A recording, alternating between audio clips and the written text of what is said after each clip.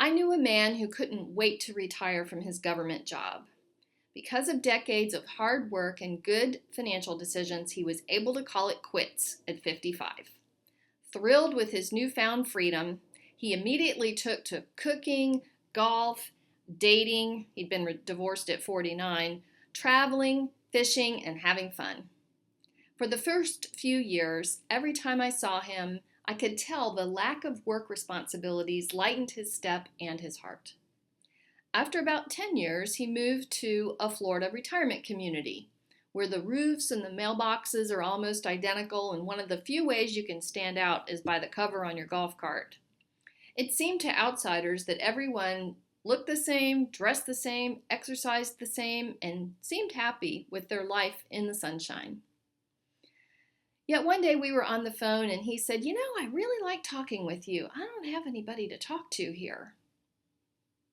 I was shocked. What? Surely there's some retired CEOs, executives, people that think like you, play golf, that you have a lot in common with. Nah, he said, I don't have that much in common with anybody here. I thought that was crazy. He looked like all the rest of them, dressed like them, played golf and pickleball like them. He was probably just as well off financially as any of them. How could he not have someone to relate to? Unfortunately, at that time, I was unfamiliar with the signs of depression, and 5 years later, it took his life. According to writer Mitch Anthony, there are 3 myths about the ideal retirement. Myth number 1, this part of my life is going to be about me. Anthony says, this is a formula for emptiness.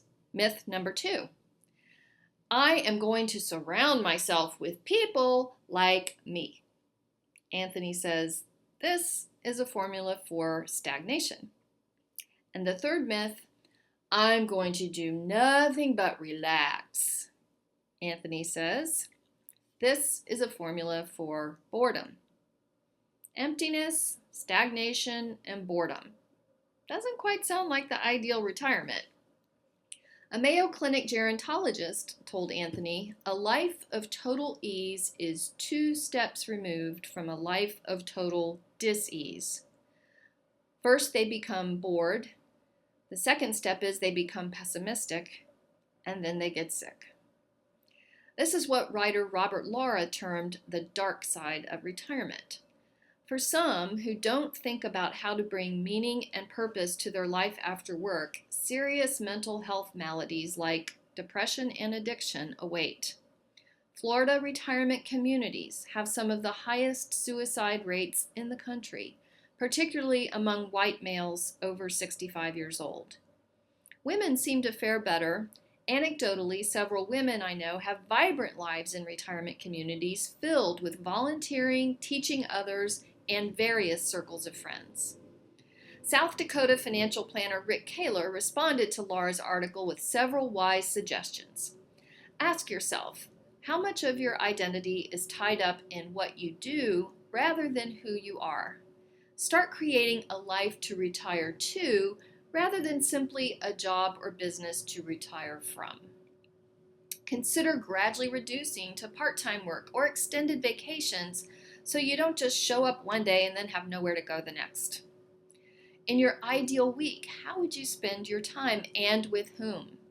Have a diverse social network outside of work. Writer Douglas Block complained his parents' retirement community had no children, while his retired friends were finding fulfillment mentoring youngsters in math. Want to take it further?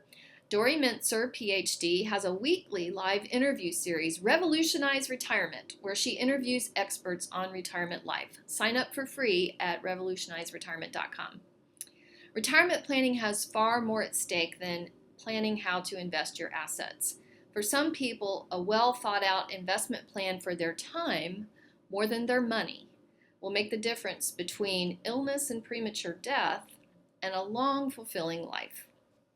That's Mindful Monday, and I'm Holly Thomas. I hope you have a great week.